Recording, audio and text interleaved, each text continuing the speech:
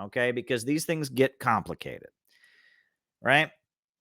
During the Cold War, the general way that leftists talked about governments like Saudi Arabia, governments like Pinochet in Chile, the way we talked about it was we pointed out that the USA says it wants freedom and democracy. But look, it's aligned with Park Chung-hee, the dictator of South Korea. Look, it's aligned with Saudi Arabia, the head-chopping absolute monarchy. Look, it's aligned with Pinochet and in Chile. And that's hypocrisy. And that was true. That was absolutely true. That was correct. But there's more to it than that. There's more to it than that. Because during the Cold War, the Soviet Union existed. There were a number of countries that were aligning with the Soviet Union. And if a country like Saudi Arabia or South Korea or Chile were becoming more and more unstable, that could open the door to some kind of communist revolution. So the United States did everything it could to make sure that countries aligned with it were stable. Why was that? The reason was that if these societies were stable, there was no danger of them slipping into the communist sphere. Right? When the first dictator they had of South Korea, the first dictator they had was Syngman Rhee. And Syngman Rhee was not stable. There was a lot of poverty. The students were protesting labor unrest. So they brought in a new dictator, Park Chung-hee, and he stabilized South Korea by bringing in some level of economic development. He was a military dictator, and military dictators hand out the goods, right? And he started a state-run steel company called POSCO, and he eventually laid the foundations for Samsung and the electronics company, and they let him do some level of development. As long as he was solidly in the U.S. camp, he was preventing communism from spreading to South Korea. And the same for a number of the strongmen, the military hard-time regimes.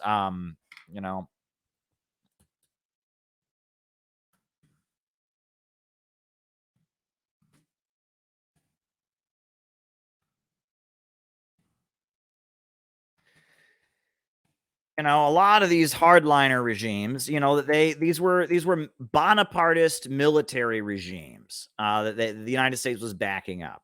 And Saudi Arabia is kind of like that. The House of Saud, which is the royal family of Saudi Arabia, they were basically picked by the British and the Americans.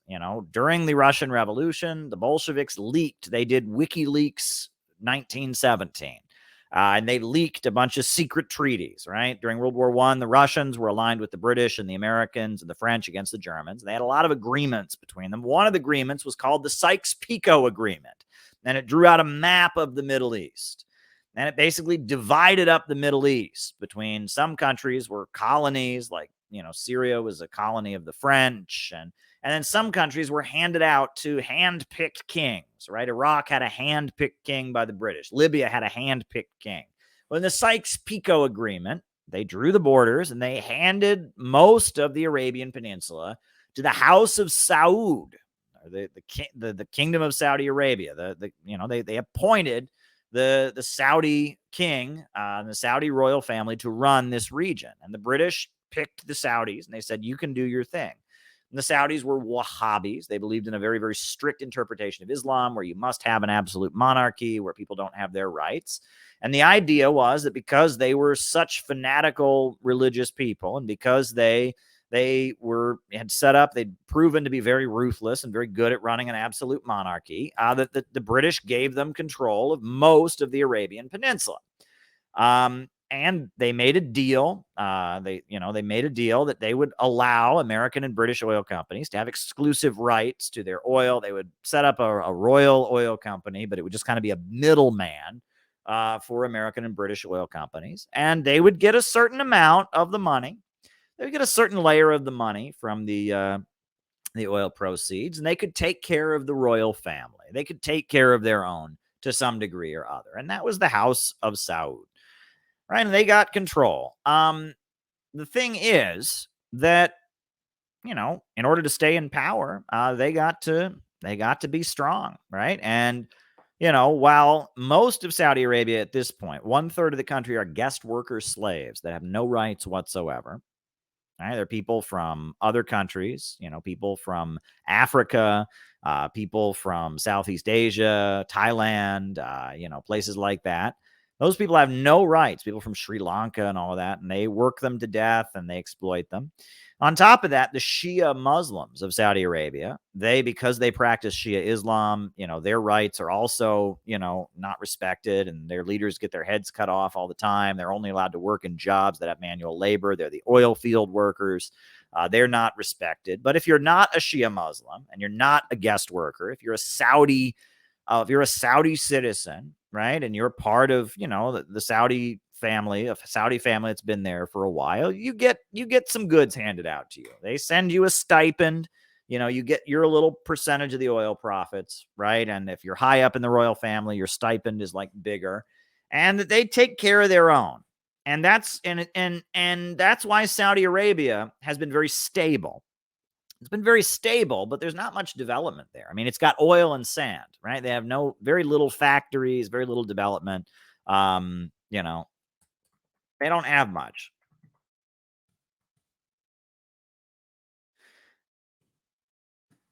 They don't have much. And it's just, it's a kingdom of Bedouin, right? And they live in tents. They literally have tents. Now, these tents are huge, the size of houses, and they have air conditioners, and they live in these tents in the desert. And they hand out the oil money. If you're a Saudi citizen and you're not a Shia and you're not a guest worker, you get like a little stipend and you're taken care of. And they have this autocratic authoritarian society in the middle of the desert, and that's Saudi Arabia. And very famously, after the Iranian Revolution happened, the Reagan administration said, we will never allow a revolution in Saudi Arabia.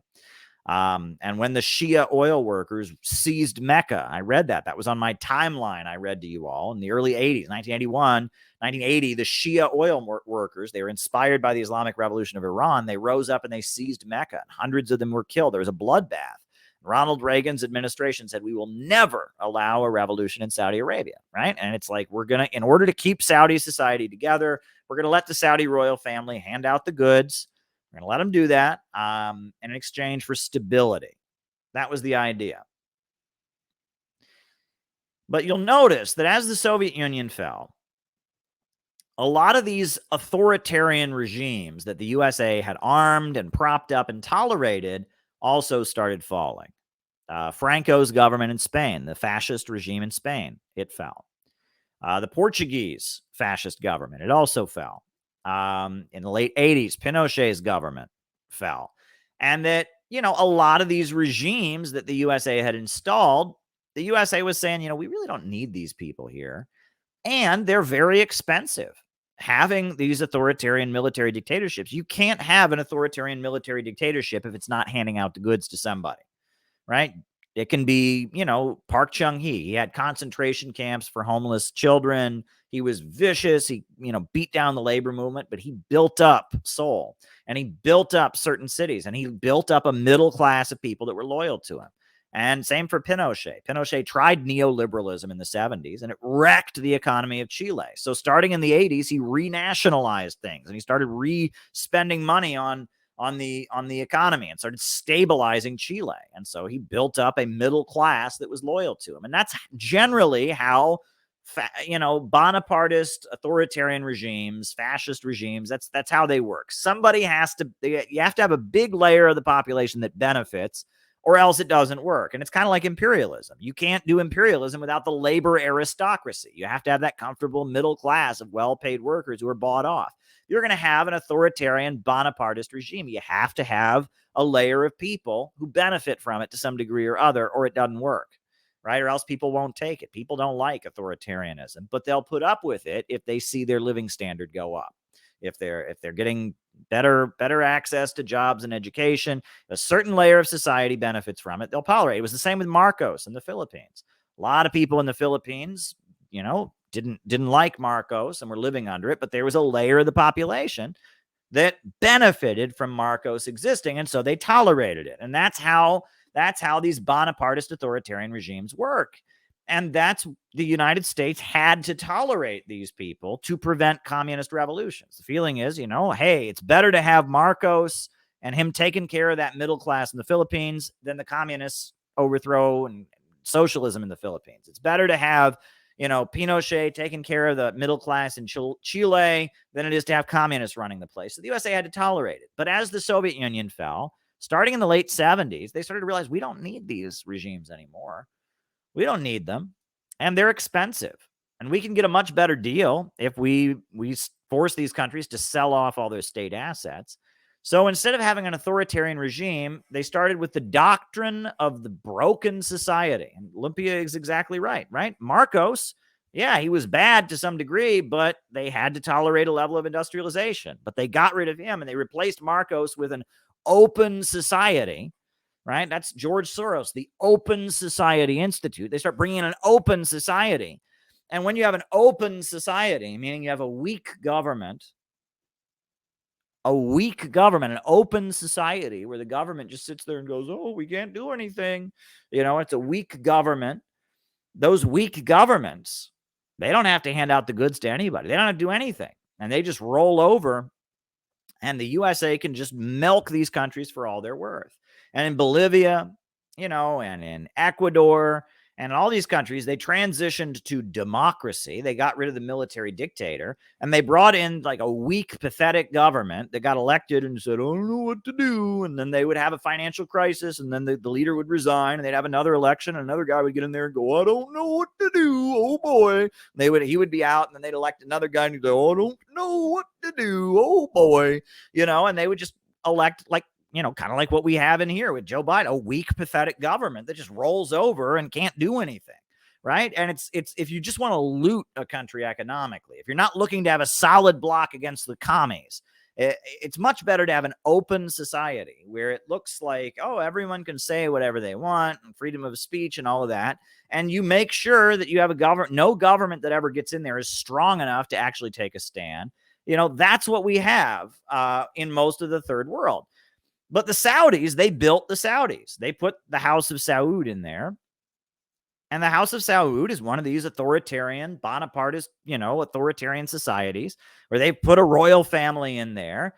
And they teach all the little kids in Saudi Arabia that king was put on the throne by God, and that Shia Islam is a Jewish conspiracy against the Saudi king, and that Saudi Arabia is this ordained. It is the continuation of what the Prophet Muhammad wanted.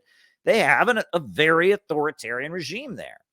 And the USA put up with it because it was a barrier against communism. And it was a barrier against, the Iranian Islamic Revolution. And it was a barrier against something else. And they could pump the oil out of there, right? So the USA tolerated it. But now we've got this thing called hydraulic fracking. Now the USA produces more oil than it imports. And so the U.S. leaders are like, yeah, we don't really need them that much. And on top of that, Saudi Arabia, it's very expensive. And the value that the Saudis have in the United States is decreased. And then the Saudis have kind of realized that there is a layer within the United States that doesn't like them. For example, the Obama administration sucked up to one of Saudi Arabia's greatest enemies, the Muslim Brotherhood. The Saudis are Wahhabi Muslims, and Wahhabis, they believe in, the 1400s government, an authoritarian autocratic regime. Well, in Turkey and Qatar, they have the Muslim Brotherhood. And the Muslim Brotherhood, they believe in what they call westernized Islam, where they believe that they believe in Western capitalism. They believe in the free market. They want to modernize their societies. Well, Obama realized that using the Muslim Brotherhood and using Qatar and Turkey to funnel weapons into Syria and funnel weapons into Libya was a very good move. But the Saudis hate the Muslim Brotherhood. The Saudis consider the Muslim Brotherhood to be a terrorist group, and the Muslim Brotherhood hates the Saudis and vice versa. And you'll notice that after the USA basically, backed the Egyptian revolution and Hosni Mubarak, the strong man of Egypt, was removed, who did they elect? They elected a Muslim Brotherhood guy. And Saudi Arabia looked at that and they said, we hate the Muslim Brotherhood. And the Saudis didn't like that. And so the Saudis worked with another strong man in the military, and they ousted Mohammed Morsi. And they put in a pro-Saudi guy. Now, the USA has a relationship with that pro-Saudi guy in Egypt, but The Saudis did not like the fact that the United States was friendly with Mohammed Morsi because they were afraid he would spread his westernized Islam into Saudi Arabia. And so Saudi Arabia is saying, hey, America, you're our friend. Why are you cuddling up to Turkey? Why are you cuddling up to Qatar? And why are you constantly criticizing us? So there's tension there. And at the end of the day, the USA doesn't need to tolerate a Bonapartist, authoritarian, autocratic regime in Saudi Arabia like they used to. And so they've started to put pressure on Saudi Arabia. You know, when Obama went to Saudi Arabia, Michelle Obama didn't wear a headscarf. And that was a taunt. That was a taunt at Saudi Arabia. Right? You know, usually for years, when American first ladies have gone to Saudi Arabia, because it's the law in Saudi Arabia that women have to cover up, the first lady wears a headscarf. But when Michelle Obama went to Saudi Arabia, Obama, who's supposed to be a secret Muslim, right? You know, Obama's like, look, we're going to have Michelle not wear a headscarf. Why? Because we don't have to respect you, Saudi Arabia, because you're dickwads. And we sell you weapons, we buy your oil, but we can do whatever we want because I'm Barack Obama. And, you know, I like Turkey better than you. And I like Qatar better than you. So Michelle is not going to wear a headscarf. So take that up yours, Saudi Arabia. Yep, there we go. There we go. And they just like basically, you know, what are they going to do? She's the first lady of the United States. And Barack Obama was saying, oh, you know, well, screw you. You know, and it was pretty clear that the Democrats have gotten to the point where they're like, you know, we got fracking oil coming in and the Saudis are getting a little bit too big for their britches. And Saudi Arabia is saying, okay, well, if that's the case, we're going to negotiate with Russia a little bit more because Russia's a major oil exporting country. And the Saudi king and the Russians are constantly on the phone because they decide how much oil they're going to pump. And the amount of oil they pump makes the oil price go up and it makes the oil price go down. So Saudi Arabia has to constantly be negotiating with Russia. They got to negotiate with Russia because if not, there's a lot of money to be gained and lost, right? They got to, you know, they sit there and OPEC and Russia, and they sit there and they negotiate about how the oil prices. So Saudi Arabia has to have a relationship with Russia so they can negotiate these things. The United States is like, well, we hate Russia. Russia's our enemy. No one should talk to Russia about anything. And the Saudis are like, well, actually, we kind of do because we're a major oil exporter. They're a major oil exporter. So I think we're going to talk to Russia. And they're like, you know, Joe Biden's like, nope, you're not going to talk to Russia. Russia's bad. Don't talk to them. The Saudis are like, we kind of have to because all of our revenue comes in from oil. And yeah, we're going to talk to them. And the United States is telling Saudi Arabia, you need to coordinate with us. Stop talking to the Russians. We'll tell you how much oil to pump. Joe Biden goes there and he says, now you pump the oil the way we tell you to. And the Saudis like, no, I think we're going to talk to the Russians. We're going to work it out. And basically, the United States is at the point where they don't need Saudi Arabia anymore. And Saudi Arabia realizes the United States doesn't need to prop them up like it once did. And so they're realizing that they don't have to obey the United States like they once did. And the United States is realizing they don't have to coddle Saudi Arabia the way they once did. And the U.S.-Saudi relationship is going to hell. And what will this ultimately lead to? It may lead to a color revolution in Saudi Arabia. It would be amazing for American oil companies if they could demolish Saudi Arabia, right? If they could have the, you know, and it might happen, right? And, you know, it may be that they one day they get to the point where the USA says, you know what, you know, if all that Saudi oil disappeared from the market, the oil prices would go through the roof. And it may be that the USA decides to demolish Saudi Arabia. However, Saudi Arabia doesn't want that. And throughout the region, all the chaos that would lead to throughout the region, Iran wouldn't want that.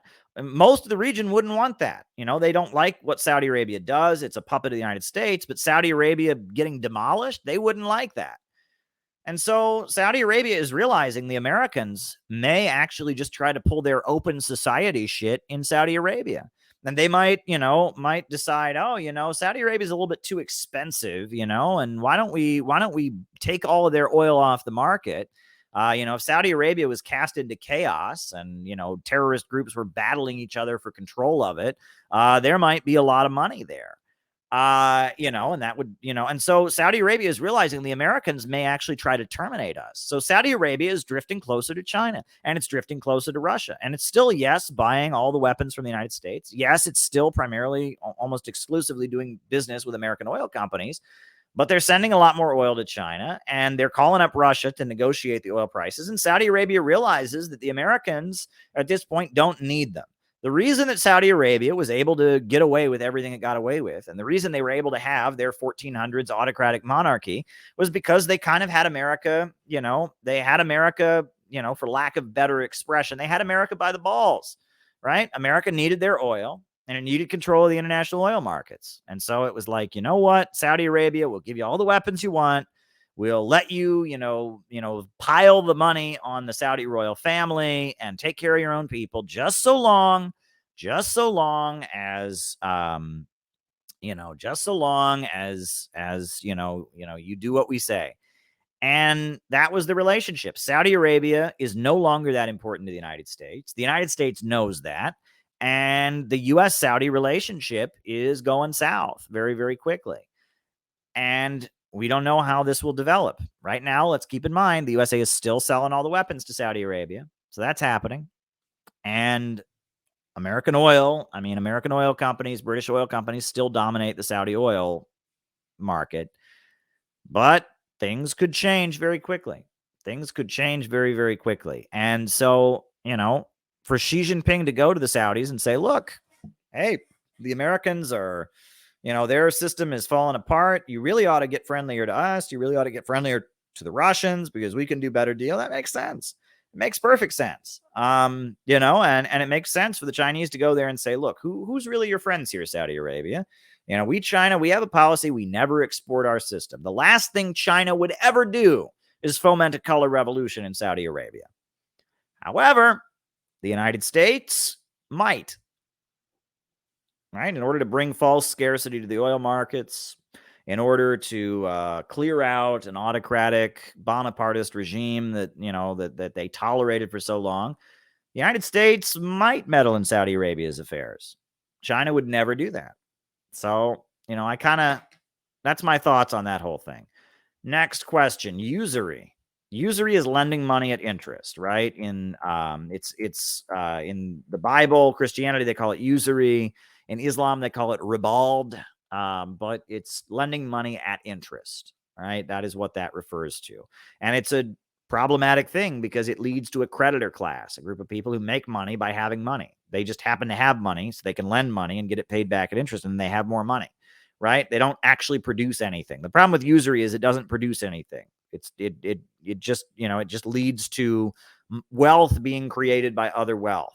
And the more that usury and speculation become part of an economy, the weaker the economy becomes, because you can have growth without having any physical growth in physical economy.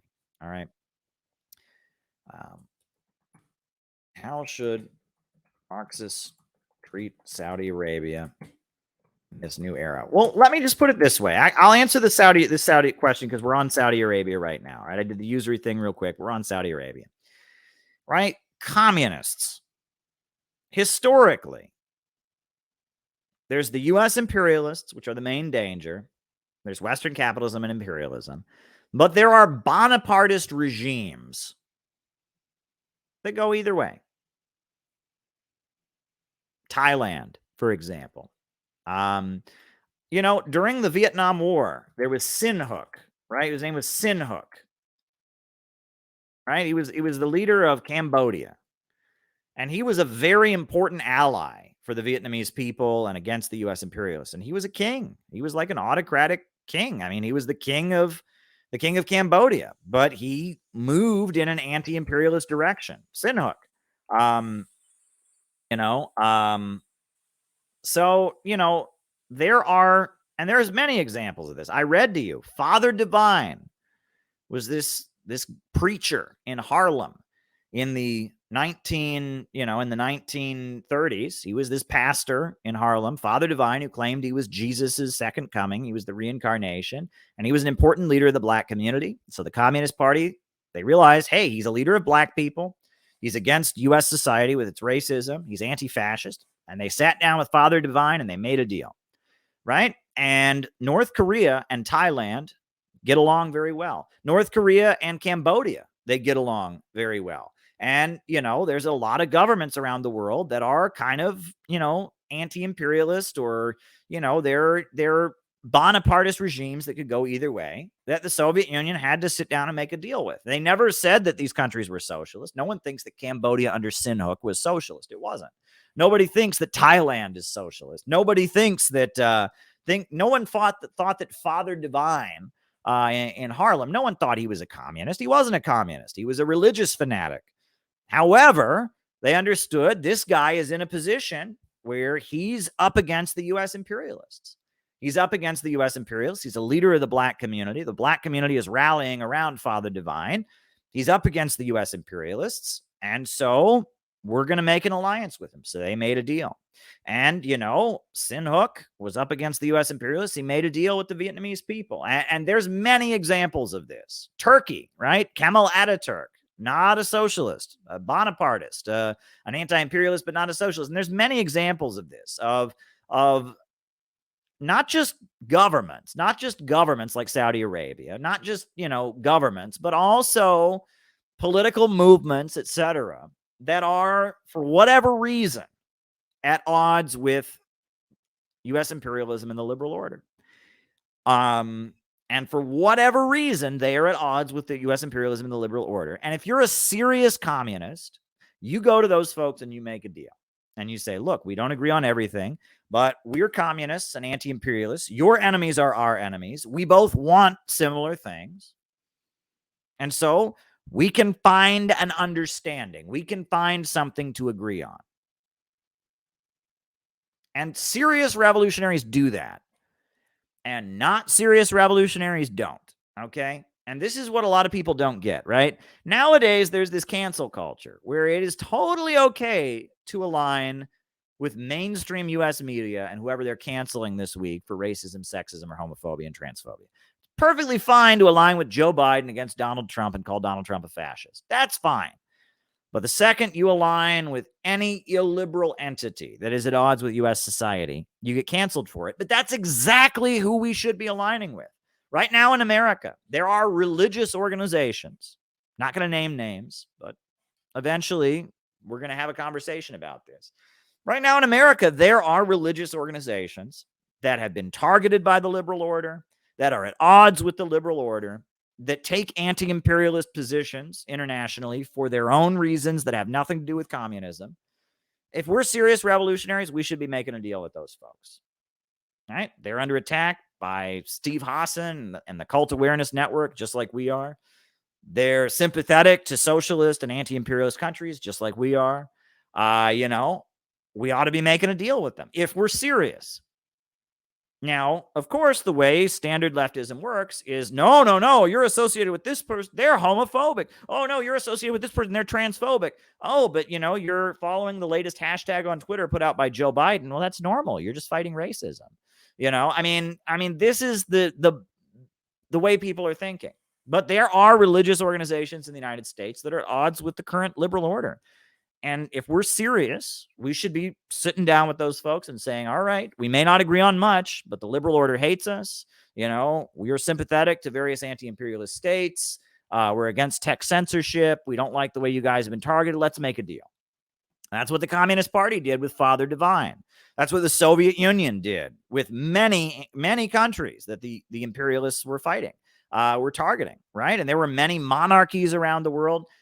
The Emir of Afghanistan. I always keep coming back to this, but this is so important. If you know anything about anti-imperialism, right after the Bolshevik Revolution,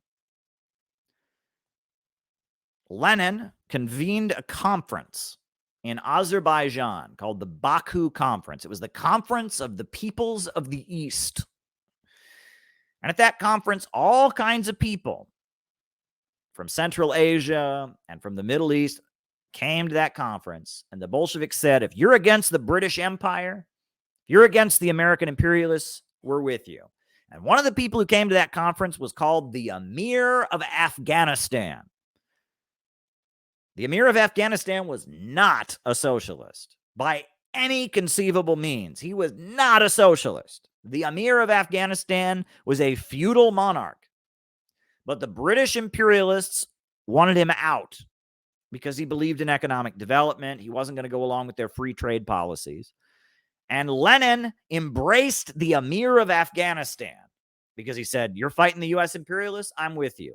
So if Lenin can embrace the Emir of Afghanistan, there may come a time where we have to embrace the Saudis. Now, we're not there yet. The Saudis are not full-on anti-imperialists yet. But if they become full-on anti-imperialists, we may have to embrace them. And I'm going to send you the Emir. I'll put it in the chat. You need to read this. Right? Because it's really, really important. Right? It's really important.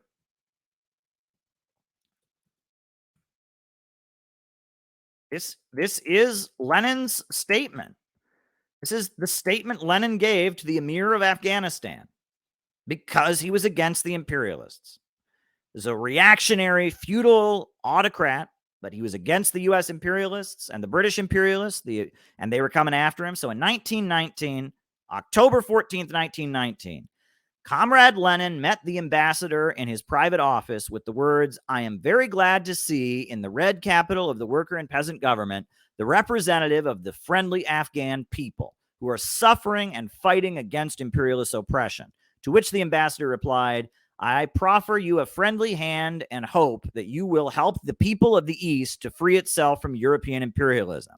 And during that talk that followed, Lenin said that Soviet power, the power of working people and the oppressed, was striving toward the very goal the Afghan ambassador extraordinary had spoken about, that it was necessary that the Muslim East should realize this and help Soviet Russia in her war of liberation. To this, the ambassador replied that he would assert that the Muslim East realized this, and the hour was not far off when the world would see that there was no room for European imperialism in the East. Afterwards, the ambassador stood up and with the words and said, "I have the honor of presenting my sovereign's letter to the head of the Free Russian Proletarian government and the hope of the Soviet government with consideration to what the Afghan government is writing." He handed Lenin the Emir's letter. Comrade Lenin answered that he accepted the letter and with great pleasure. And so this is the Soviet Union gave military support and military aid and had good relationship with the Emir of Afghanistan.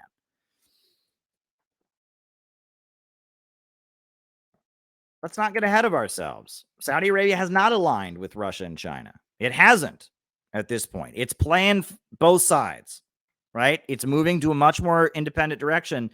Lumpia, they have not aligned. Let's not get ahead of ourselves. It hasn't happened yet. It could happen. But right now, Saudi Arabia is still solidly in the U.S. camp. They're still solidly in the U.S. camp. They're still buying almost exclusively American weapons. They're still doing deals almost exclusively with American oil companies.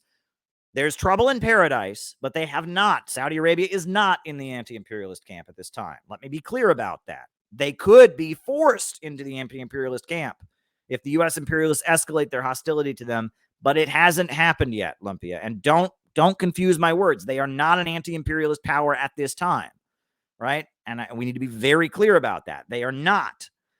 But if things escalate, they could be forced into the anti-imperialist camp. And if that happens, we may have to embrace them and be honest about what they are. Not pretend they're socialists, because they ain't. Not pretend that they're, some great anti-imperialist country, but recognize that they have been forced into the anti-imperialist camp, and that it is our job as serious revolutionaries to have an alliance. But it's not that time yet. It is not that time yet. And don't confuse my words. They are not there yet. And please don't confuse me. But there are other countries. The Emir of Afghanistan, he was forced into an anti-imperialist position, so Lenin aligned with him. But, if that had changed, if the Emir of Afghanistan had changed his mind, what's going to happen with Yemen? I don't know. Yemen is probably the main thing keeping the Saudis from jumping ship. Lumpia. Let me just tell you, that's probably the main thing keeping the Saudis from jumping ship, is that they need U.S. military support and they need U.S. backing against the Houthis in Yemen.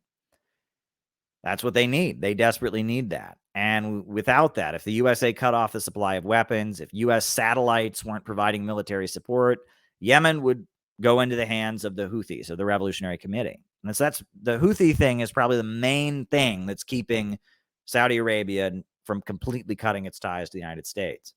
If Saudi Arabia completely cut its ties to the United States, I think at that point, Yemen would pretty quickly have a full-on revolution, because the Saudis wouldn't be able to fight it on their own. But we shall see. We shall see how these things develop. But that's my position on Saudi Arabia, and it's important. If Saudi Arabia is forced into the imperialist camp, we should welcome that. But it hasn't happened yet. But keep in mind that there are many countries that, for whatever reason, look, the Soviet Union made a deal with Hitler. They had to. Remember? 1939, they had no choice. The U.S. imperialists were not going to align with them to fight the Nazis. They had no choice. The Nazis were preparing an all-out invasion. And so Stalin said, all right. He said, you know what? If the U.S. imperialists and the British imperialists and the French imperialists won't form an anti-fascist bloc with us, all right, we're making a deal. And they made a deal with the Nazis. And it was the right thing to do. It was a temporary thing, and they knew it was only temporary, but it was something they had to do. And it saved millions of lives. If it hadn't been for the Pact of 39, if it hadn't been for the Pact of 39, the Second World War would have happened a lot quicker, and a lot more people in the Soviet Union would have died. But they threw a strategic curveball, and at the last minute, they said, all right, you know what? The French won't align with us. The Americans won't align with us. The British won't align with us. All right, I guess we'll make a deal with the Nazis. And it infuriated the U.S. imperialists. They threw Earl Browder, the head of the Communist Party USA, in prison. And, the British Communist Party had to dissolve. I mean, it was like they went all out. I mean, the imperialists were furious about this. But the Soviet Union said, look, we've been trying since 1935 to form an anti-fascist global front, and you won't do it with us? All right, at the last minute, we'll make a deal with Hitler. And of course, they knew Hitler was going to betray them, right? There's a whole book by Anna Louise Strong. The Soviets expected it, but they did what they had to do. Serious revolutionaries do that. And if we get to the point where Saudi Arabia is acting in an imperialist way, and Saudi Arabia, is forced into the anti-imperialist camp, we'll deal with that, right? And that, look, the CPI is under attack. We are under attack, folks. I mean, I don't want to be alarmist, but you all saw what they did to me. We're under attack. Our organization is under attack. The imperialists, the FBI, the CIA, the Cult Awareness Network, they are going all in for the CPI. They don't want us to have conferences. They don't want us to platform Tara Reade. They don't want us to platform Garland Nixon. They're coming for us. And under these circumstances, we need to find friends in odd places. And I have had dialogue with some interesting people in the last couple months. And I am not ashamed of that. And if you're ashamed of that, if you want to play this cancel culture game, I am willing. There are a number of forces in the United States at this point that are under attack by the U.S. state for a wide variety of reasons. There are people on the right. There are people on the left that, for whatever reason, they've been attacked by the U.S. imperialist state. And I'm willing to talk to those people, just like Earl Browder talked with Father Divine, just like the Soviet Union, had alliances with the Emir of Afghanistan. There are a number of illiberal entities. Anyone in the United States who is illiberal at this point is under attack. That's what we just have to recognize. They want to destroy all illiberalism. If you believe that truth exists, they want you gone. If they believe that right and wrong exist, they want you gone. If you believe that there's truth in life, they want you gone. If you're a leftist and you don't want to talk about, if you don't want to spend all your time talking about, how men can have babies and how every meeting starts with a pronouns, they want you gone, right? And they want to rip apart all illiberal organizations. They don't care what they're communist, fascist, socialist, Christian, Muslim, Jewish. They don't care.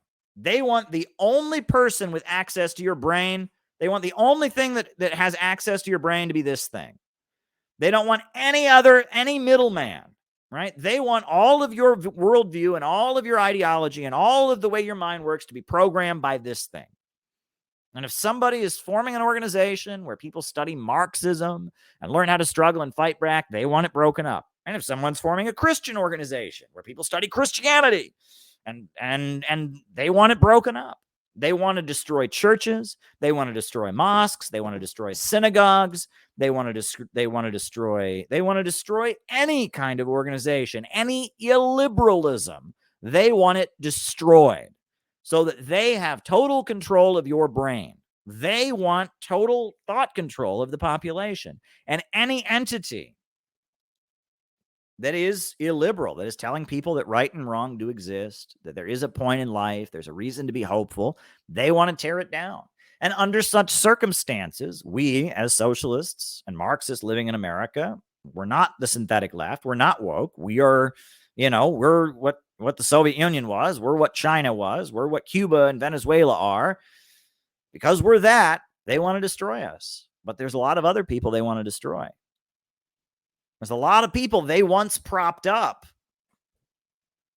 that they now wanted to destroy, like Saudi Arabia. But Saudi Arabia is not full-on anti-imperialist yet, but they could be forced in that position. But there's a lot of other entities that they maybe propped up at one point and saw them as useful in fighting the communists. And now they target them. And we may have to enter an alliance with such folks at some time. And that's because we're serious, right? And look, let me just say this, and there's plenty more super chats to get to. So I got a lot more to say, but I just want to get this out of my system, right? If all you're doing is sitting on the internet and talking about communism, they don't give a fuck. Let me emphasize this again. If all you're doing is sitting on the internet and tweeting out Mao quotes and tweeting out pictures of yourself in a Che Guevara hat, they don't give a fuck. The internet is full of people that they don't give a shit about. The internet is full of teenagers who one week they're a Trotskyist, and the next week they're a Maoist, and the next week they're a follower of Enver Hoxha, and the next week they're an anarchist, and they don't give a fuck about any of those people. And if you do that, they're not going to come after you. They're not going to silence you. They don't give a fuck because it doesn't matter. None of that matters. What matters is when you form a community. It's when it stops being an online commodified identity, stops being a costume you put on to have fun and make TikTok videos, when you actually build a community of people and you actually start having events and conferences and you actually start having workshops and people start being able to depend on each other. And that's where they get scared. And when that happens, they will do anything in their power to break it up. They will. They do not want that to happen. They do not want real organizing to happen. That's what they don't want. And if you want to just be an internet communist and you just want to sit around, LARPing, be my guest. You can do that. But don't pretend that you're doing what needs to be done, because you ain't. And then don't think that somehow you're superior to people who actually do stuff. Whenever you do anything in real life, they immediately make fun of it. Oh my God, that's cringe. What nerds? They're doing stuff. Oh my God, this is cringe. It gives me church camp vibe. It's like, ding, ding, ding, ding, ding. Ding, ding, ding, ding, ding. You are correct, Lori. And they don't care. They do not care. If you just want to be a teenage communist on the internet, no one cares about that. What they care about is when you actually start to get things done. And you'll notice that there's a lot of communist groups they tolerated for a long time. The Workers' World Party, I was in it for 8 years. They tolerated them for a long time. They were not a threat to anything. But they broke them up. The deep state broke them up. It was amazing, and thank God I was out. They handled it amazingly badly, but I was out of the group. I was out of the group in 2015, and then 2016, 2017, my phone was ringing and people from different states were calling me crying. They couldn't believe it. People were smashing up offices with baseball bats. Members' home addresses were being leaked on the internet. And they did the same thing, sexual assault, drama, I don't even know what the allegations were. No one could ever give me a straight story about what the allegations were. right? It was that somebody in some branch of the group did something. Well, if somebody did something, if someone sexually assaults somebody, you kick them out, sure. If somebody, sexual assault is sexual assault. I don't even know what happened, but it became so much bigger than whatever happened. And people got hurt, and the group fell apart, and internet drama was the group was destroyed. And I look back on that now, and I'm just like, well, geez, on the one hand, I'm thankful that I got out, that I wasn't involved when that happened, right? It was bad when I was in it. There was a lot of things that were regrettable, but nothing like that was happening. Nothing like that was happening. It was bad, but nothing like that was happening. Now you look at all the groups this is happening to now. Freedom Road, PSL, all of them, there's some sex drama or something, and then they collapse. All these groups that they tolerated for years, they collapse. And I've noticed one thing that all of them have in common is that they went along with wokeness. Wokeness is it's like drinking bleach. It just poisons you. It kills you. Right? And that's what wokeness, that's what happened. These groups went along with the wokeness, and then somebody accused somebody, and then pretty soon the group fell apart. The Workers' World Party, at this point, CPI has more members than Workers' World Party does. You know that? Workers' World Party has been around for 60 years, but CPI has more members, right? And we dissolved in August, and we just reformed. We still have more members than they do. All right. After a month after we reconstituted after dissolving, we still have more members than they do. And that shows you that's what happens. If you pander to wokeness will destroy you. Why is CPI still here? We got hit. They hit us. Why are we still here? Because we don't play ball with wokeness.